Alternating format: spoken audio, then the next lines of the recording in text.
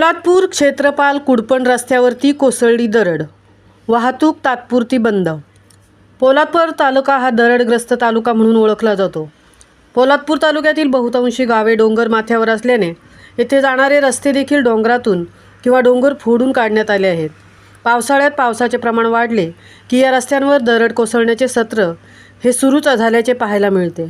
पोलादपूर कुडपण या रस्त्यावर तर पावसाळ्यात दरड कोसळण्याचे प्रमाण अधिकच आहे। मंगळवारी मध्यरात्रीच्या वेळेस पोलादपूर क्षेत्रपाल कुडपण रस्त्यावर दरड कोसळून महाकाय दगड रस्त्यावर आल्याची घटना घडली आहे। क्षेत्रपाल हद्दीत कोसळलेल्या या दगडामुळे कुडपणकडून पोलादपूरकडे जाणारी एसटी बस येथे अडकली असून या बसमध्ये सकाळी प्रवास करणारे शाळा महाविद्यालयाचे विद्यार्थी देखील असल्याची माहिती विश्वसनीय सूत्रांकडून प्राप्त झाली आहे। या घटनेची माहिती आपत्ती व्यवस्थापनाला मिळताच तहसीलदार कपिल घोरपडे यांच्या पुढाकाराने तातडीने दरड हटवण्यासाठी JCB घटनास्थळी पाठवला असल्याची माहिती प्राप्त झाली आहे। महामुंबईसह संदीप जाबडे, पोलादपूर।